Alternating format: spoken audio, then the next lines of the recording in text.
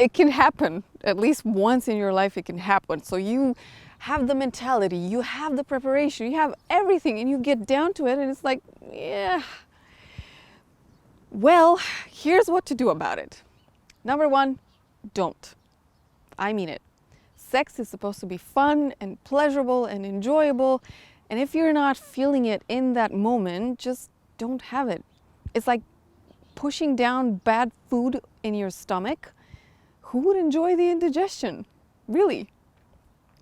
Number two, acknowledge it.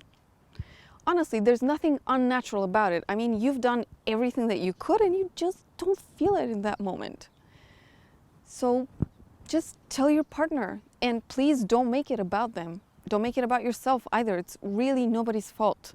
It's a human thing and it can happen. Number three, you ask yourself and your partner this: what do you feel like doing instead?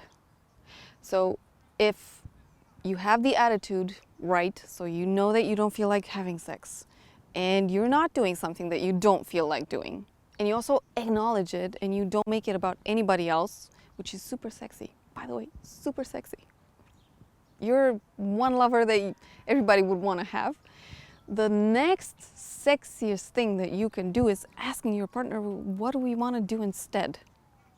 And in this way, not only do you show vulnerability and compassion and empathy, but you take your relationship in a place where it can sustain some of these unpleasant moments in a beautiful way.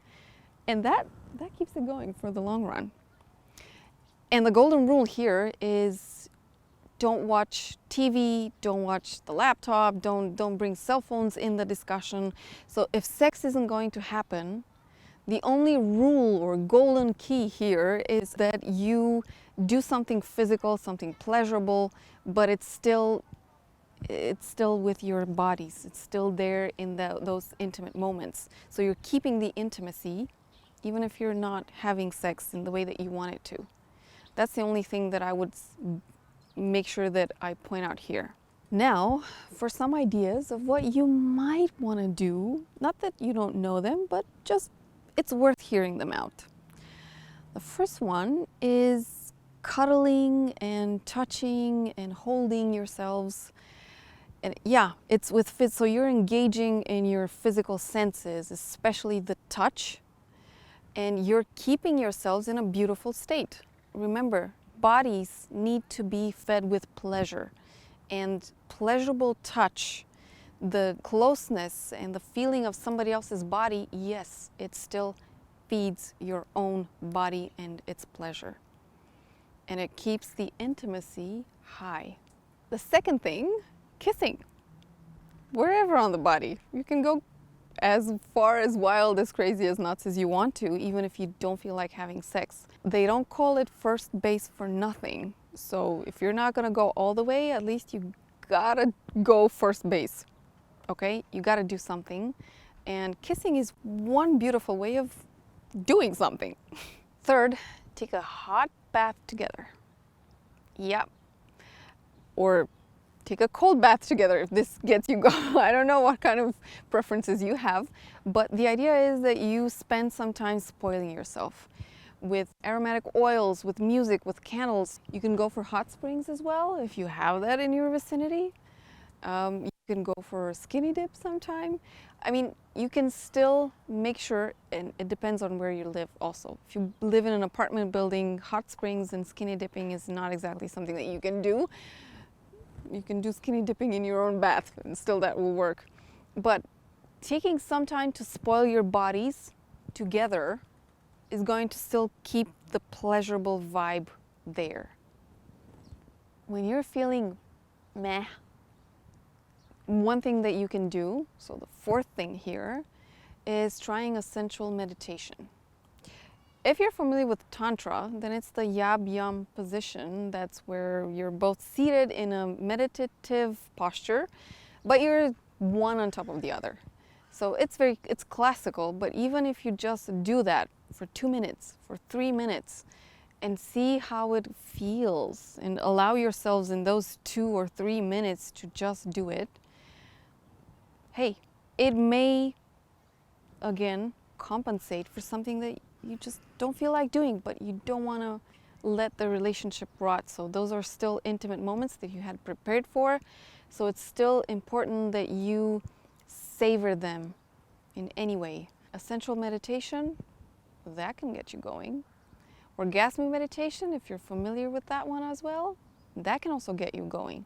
Those are very gentle and long, soft strokes on your intimate area, so on your genitalia, for longer periods of time, like 10 minutes, 15 minutes. That's also something that you can try. The idea is that you still do something beautiful, pleasurable, sensual. You're engaging your senses still in those moments. So you don't let this opportunity fly by just because you don't really feel like having sex. And the fifth one for me is do ecstatic dance. If you've never been to ecstatic dance, then I'm so sorry for you. Please try it out once. The idea is that you can do it in your own home. You don't have to wear clothes, obviously. You can do something that will get your enthusiasm and your energy up. Again, even if it's just 2 minutes. If it's not something that you've done and you think it's weird, be ecstatically weird for 2 minutes with your partner. So don't let these moments fly by. Who's gonna know? I mean, I'm not there with you in the house, so I won't tell anybody if you don't tell. So these are some things from me. And if you knew them, what? You knew them and you didn't do them? What is going on?